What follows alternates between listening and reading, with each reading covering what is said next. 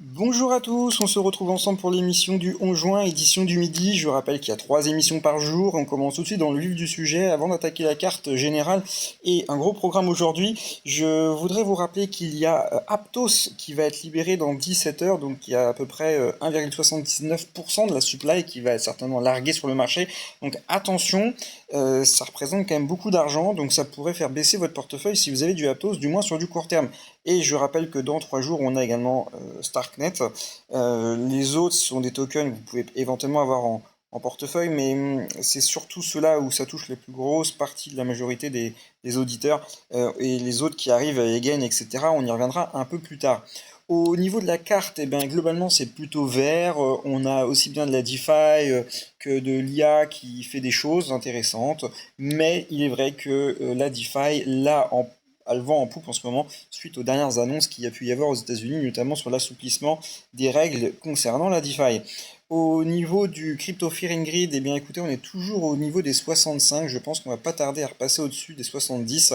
Ce qui est très intéressant, c'est qu'on repasse dans un sentiment légèrement euphorique et souvent dans cette zone-là, on peut faire des gains assez intéressants puisque ça ramène souvent du retail dès qu'on arrive dans cette zone-là. Donc à suivre de près, si on arriverait à arriver sur les 70, ça serait génial. Au niveau des news économiques de la journée, globalement ce matin, il n'y avait pas forcément de grosses news importantes.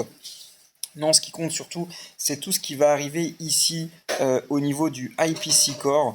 Donc là, on attend beaucoup de chiffres. Faut pas qu'on se trompe parce que si on se glisse et qu'on se ramasse là-dessus, ça pourrait faire mal. Donc globalement ici, par exemple, l'IPC, donc vous savez, c'est au niveau inflation mensuelle. D'un mois sur l'autre, on a fait 0,2% sur le dernier mois. Et là, en fait, le marché price 0,3. Donc, si on serait légèrement à 0,2, 0,1, ça serait magnifique. On a la Trufflation qui va également dans ce sens-là. Je vais vous faire voir ça un peu plus tard. Globalement, ce qu'il faut retenir, c'est que ces annonces-là vont, une fois de plus, driver le marché. Et c'est toujours la même chose. Clairement, tout le monde se tient aux chiffres de l'inflation, récession par récession. C'est dans tous les esprits pour vraiment libérer le marché et qu'on puisse enfin faire notre bull market tant attendu, puisque même si on dépasse aujourd'hui les plus de 100 000 dollars, le market a un goût un peu amer. On n'a pas connu des montées verticales comme on a pu connaître à l'époque.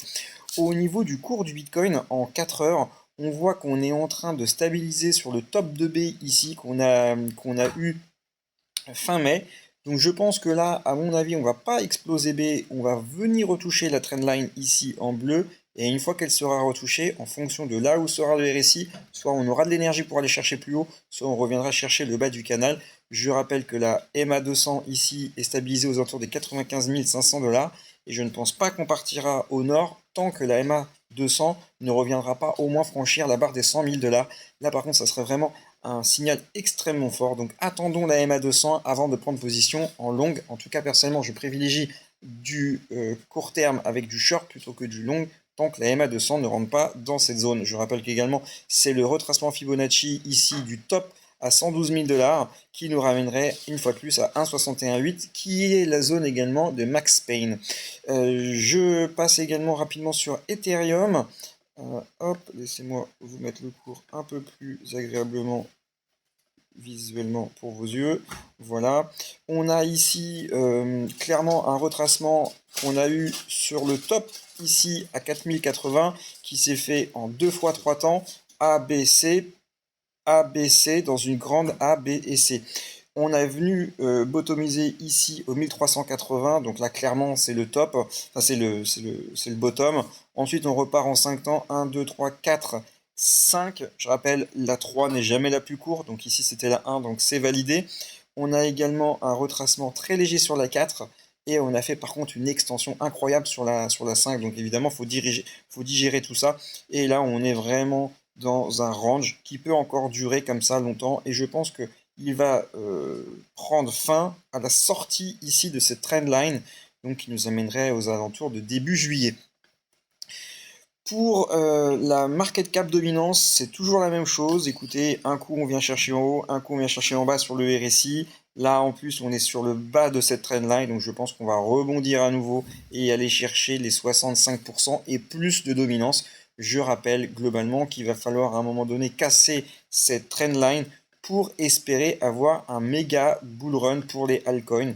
Mais je pense que ce moment n'est pas arrivé et qui pourrait arriver quand on va atteindre les 70% de dominance, qui correspondrait, je le rappelle quand même, avec, je vais mettre ça en weekly, hop, qui correspondrait, vous voyez, les 70% dans le top ici de cette zone qu'on a connue en janvier 2020 à février 2021.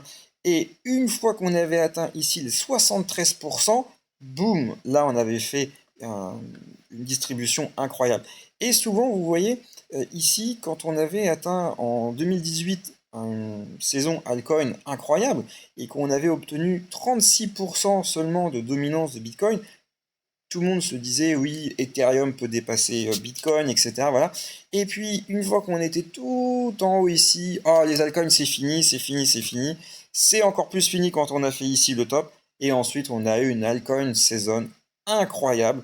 Et je pense que l'histoire va se répéter tout simplement. Et il est même peut-être possible qu'on aille chercher un peu plus haut que les 73%, qu'on aille chercher quelque chose aux alentours des 75%. À ce moment-là, tout le marché se dira ça y est, maintenant c'est des ETF Bitcoin, c'est uniquement Bitcoin et rien que Bitcoin et que pour Bitcoin. Et à ce moment-là, le marché se retournera sur la partie des altcoins et il sera tout à fait possible d'envisager quelque chose dans cet esprit-là. Vous voyez, je vous le trace. Hop. Et d'avoir un retracement ici qui va se faire progressivement. Donc hop hop hop, on va monter comme ça. Et hop hop hop hop hop hop hop hop hop hop hop. Et ici, on va venir aller chercher quelque chose à 43%. C'est tout à fait possible. Après, au niveau de l'horizon de temps, ça peut faire mal. Regardez, ça pourrait nous amener en 2028-2029. Donc ça fait peur. Mais attention, ça peut être aussi beaucoup plus brutal. On peut avoir quelque chose qui commence un peu avant et qui nous ramène ici déjà en 2026-2027. Mais ce qu'il faut comprendre, c'est que là, voir immédiatement s'écrouler la altcoin saison, j'y crois pas. Voilà, j'y crois pas. Au niveau de la liquidation Hitmap, donc vous voyez, on a bien nettoyé au nord. Malheureusement, il y a encore des tas de shorts qui se sont positionnés. Alors maintenant, je pense que le marché ne peut pas monter comme ça sans d'abord liquider ici dans la zone, ce qui nous ramène, je le disais tout à l'heure, pour un potentiel retracement en bas de la boîte à 100 000 $, qui nous ramènerait ici, en fait, qui nettoierait absolument tout. Je pense qu'au minimum, ça se passera jusqu'au 106 000. Au niveau justement des liquidations, on voit qu'on a ici sur Hyperliquid. Ce qui est bien, c'est que c'est open source, donc on est capable de pouvoir avoir toutes les datas en temps réel. Vous voyez, un retracement aux 103 000 $ nous ferait un total de liquidation sur Bitcoin à hauteur de 5000 Bitcoin. Et je vais même plus loin, si on ferait un max pain aux alentours de 95 000 $, comme je le disais, ça nous ferait une liquidation de l'ordre de 10 000 Bitcoin. Et je pense tout à fait que c'est possible. Au niveau des tokens qui ont largement surperformé et qui mériteraient probablement un ajustement au niveau de la ventilation et rééquilibrage du portefeuille, je pense ici à Ripple, je pense, Rocket Pool, je pense également à AV, je pense également à Uni, je pense à JTO, je pense à Usual, enfin bref, tous les tokens que vous voyez ici dans cette zone, si vous en avez, je pense que ça peut être intéressant d'en vendre une partie pour garder de la trésorerie et pourquoi pas réinvestir sur des tokens comme Son ou le token que je vous propose depuis pas mal de temps, c'est Kita. Kita qui a un gros potentiel de upside. Je pense que c'est clairement sous-estimé. À mon avis, demain va être le dénouement parce que demain, c'est le test final pour Kita qui va tester ses 10 millions de transactions par seconde. Donc le moment de vérité pour Kita va arriver. Et une fois que ça sera validé, ça partira sur le mainnet. Et là, on aura des listings sur les échanges principaux de type tier 1 et tier 2. Donc, Kita, attention, je pense que c'est une requête qui est en préparation et ne pas être dans la fusée, ça peut avoir un goût amer quand elle va partir. Au niveau des ETF, ça va être très intéressant. Les ETF crypto pour Solana pourraient être accordés, approuvés, pour le mois de juillet. Alors ça, c'est une grosse nouvelle parce que Solana, ça pourrait lui mettre un gros coup de fouet. On attend ça depuis un petit moment. Un projet de loi sur les réserves d'actifs en Ukraine. Donc l'Ukraine souhaite, en tout cas au Parlement, ça atterrit, ça va être proposé de positionner Bitcoin. Alors là, il parle de crypto en général, mais c'est Bitcoin hein, qui est traité dans les sujets, pour le mettre en réserve nationale de Bitcoin pour la Banque nationale. Donc très fort signal de la part de l'Ukraine sur le Bitcoin. Il faut savoir que c'est une nation complètement pro-crypto, une des rares au monde d'ailleurs dans ce sens-là, et je pense que c'est toujours intéressant d'avoir ce genre de son de cloche. Le cofondateur de Polygon prend la direction de la fondation. Il y a eu donc du gros changement chez Polygon. Faut dire que chez Polygon, c'est un peu la zone, quoi. C'est-à-dire qu'en ce moment, depuis des sortes de 2 ans, on ne sait pas trop le projet où il va. Alors oui, il y a des roadmaps qui sont positionnés, oui, il y a des choses comme ça, mais en tout cas, ça ne se reflète pas du tout dans le prix. Et je pense que les investisseurs avaient besoin d'avoir un peu plus de visibilité sur Polygon. C'est chose faite avec ce nouveau fondateur, enfin, cette nouvelle position qui est prise par le cofondateur. Personnellement, j'ai un peu abandonné ce projet parce que je pars du principe que sur les layers 2, eh bien, il y a des choses un peu plus intéressantes que Polygon, même si Polygon propose un ensemble très intéressant d'outils.